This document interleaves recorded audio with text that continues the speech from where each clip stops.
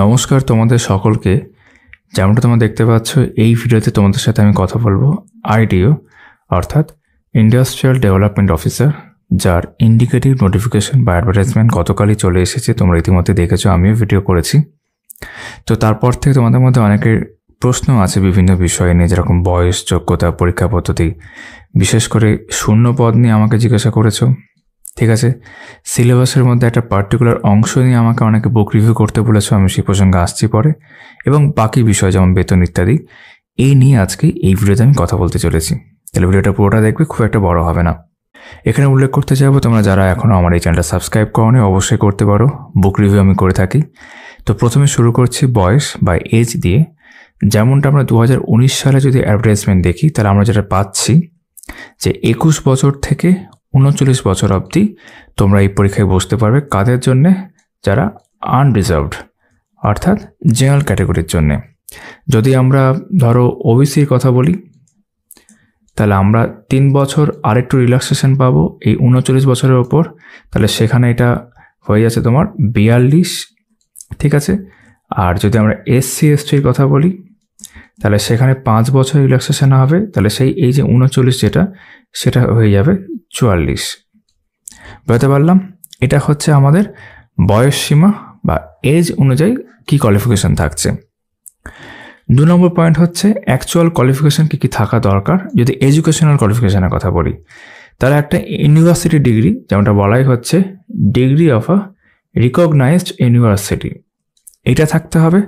অথবা যদি তোমার কাছে গ্র্যাজুয়েশন না করা থাকে, এটা মানে হচ্ছে গ্র্যাজুয়েশন না করা থাকে, ডিপ্লোমা থাকলেও হবে। কিসে?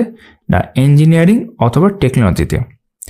এই দুটো তোমার এডুকেশনাল কোয়ালিফিকেশন যে কোনো একটা থাকতে হবে। হয় তুমি গ্র্যাজুয়েট, ইউনিভার্সিটি ডিগ্রি রয়েছে, অথবা তোমার ডিপ্লোমা থাকতে হবে টেকনিক্যাল ফিল্ডে, ইঞ্জিনিয়ারিংয়ে বা টেকনোলজির ক্ষেত্রে। ঠিক আছে। এই কোয়ালিফিকেশনের সাথে আর একটা বিষয় আসছে, যেটা আমি দেখলাম, যেটাকে মোস্ট এসেনশিয়াল বা ইম্পর্টেন্ট গুরুত্ব দেওয়া হয়েছে, সেটা হচ্ছে বাংলা ভাষায় পড়তে, লিখতে এবং বলতে জানতে হবে। এটা কিন্তু মোস্ট ইম্পর্টেন্ট। এর একটা এক্সেপশন রয়েছে নেপালি ভাষার ক্ষেত্রে, যাদের মাতৃভাষা নেপালি তাদের ক্ষেত্রে এটা অ্যাপ্লিকেবল নয়। বাকিদের ক্ষেত্রে কিন্তু এটা ভীষণভাবে অ্যাপ্লিকেবল। এটা আমি কোয়ালিফিকেশনের মধ্যেই পেলাম, এখানে দেখিয়ে দিলাম সেই কারণেই। পরবর্তী পয়েন্ট হচ্ছে স্যালারি, বা যেটাকে বলা হচ্ছে পে তোমাদের কত হবে। তো আমরা যদি গ্রেড পে দেখি, গ্রেড পে যেটা উল্লেখ করা আছে সেটা হচ্ছে 3900। তো স্যালারি অ্যারাউন্ড 7100 থেকে, যেটা মেনশন করা ছিলাম সেটাই উল্লেখ করছি, 7100 থেকে 37,600 এর মধ্যে হবে। এবং সেটা তুমি আরও প্লাস অ্যালায়েন্স ধরবে, মানে একটু বাড়বে।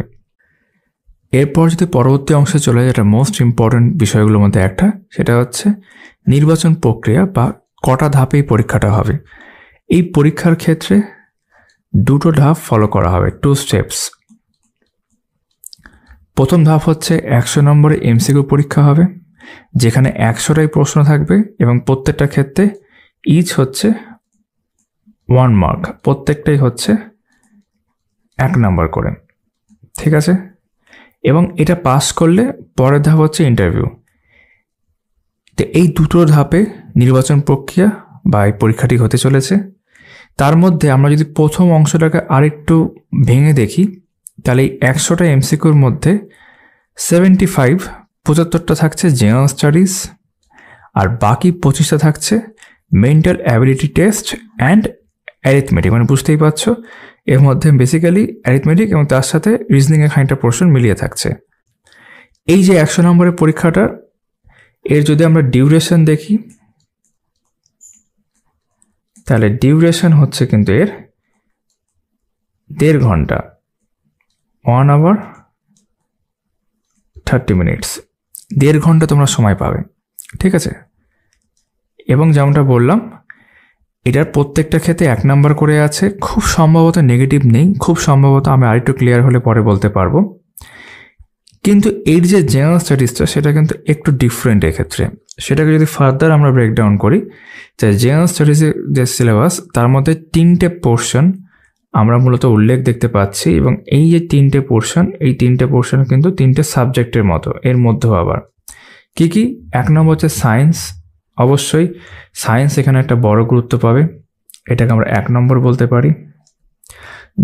2 নম্বর হচ্ছে হিউম্যানিটিজ। ঠিক আছে। এটাকে আমরা 2 নম্বর বলতে পারি। আর 3 নম্বর হচ্ছে industrial scene and industrial potential in West Bengal and India.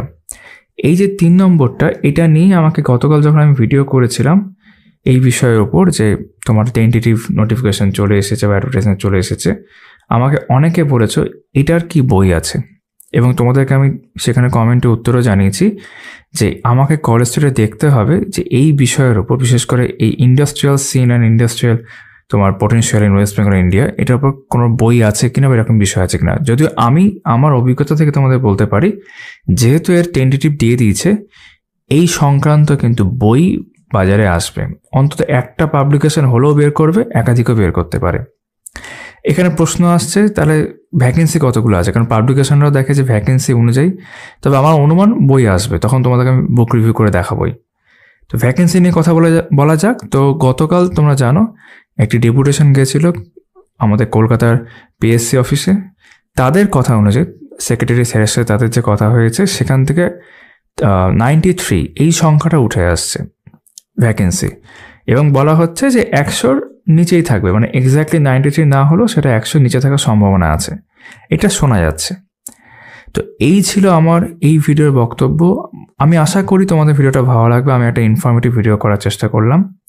এই সংক্রান্ত আরও যা যা ভিডিও করা যেতে পারে, যেমন বললাম বুক রিভিউ সংক্রান্ত বিষয়গুলো আমি মাথায় আছে, আমি সেই নিয়ে অবশ্যই আগামী সময় ভিডিও করব, তোমরা তখন দেখতে পাবে। ভিডিওটা সম্পূর্ণ দেখার জন্য তোমাদের সকলকে অনেক অনেক ধন্যবাদ। চলো তাহলে।